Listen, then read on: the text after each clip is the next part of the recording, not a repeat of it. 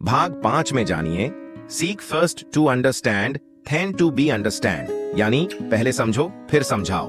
कैसे यह आदत रिश्तों की गहराई और संवाद की शक्ति को बढ़ाती है।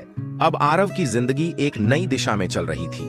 उसकी प्राथमिकताएं स्पष्ट थीं, उसके रिश्ते बेहतर हो रहे थे और उसके काम में संतुलन आने लगा था। लेकिन एक दिन कुछ ऐसा हुआ जिसने उसे सोचने पर मजबूर कर दिया। उसका बेटा आयुष, जो 15 साल का था, पिछले कुछ दिनों से चुपचाप रहने लगा था। आरव अक्सर ऑफिस से थक कर आता और कहता, आयुष पढ़ाई पर ध्यान दो, मोबाइल मत चलाया करो। ये नहीं चलेगा, अब तुम बड़े हो रहे हो, समझदारी दिखाओ। आयुष कुछ नहीं कहता, बस चुपचाप अपने कमरे में चला जाता।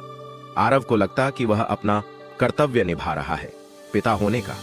लेकिन एक रात उसकी पत्नी ने कहा, तुम सिर्फ बोलते हो, सुनते नहीं हो। क्या तुमने कभी आयुष को समझने की कोशिश की? उसके शब्द आरव के दिल में गूंज गए। क्या तुमने कभी आयुष को समझने की कोशिश की? अगले दिन आरव ने हैबिट 5 की किताब दोबारा पढ़ी। समझने से पहले समझने की कोशिश करें। पहले खुद को समझाने से ज्यादा जरूरी है सामने वाले को समझना।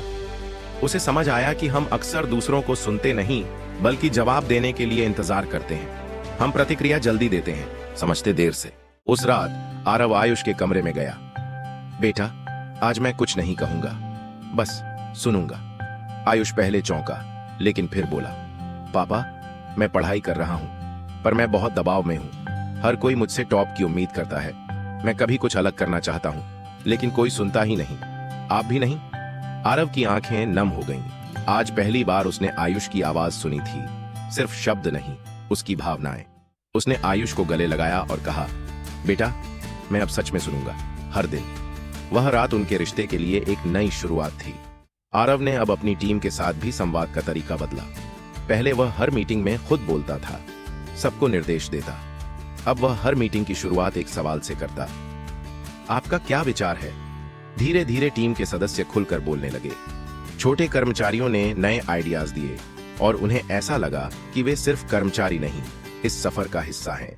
दोस्तों, हम सभी चाहते हैं कि हमें कोई सुने, कोई हमारे जज्बात समझे, हमारी बातें माने। लेकिन क्या हम खुद सुनते हैं?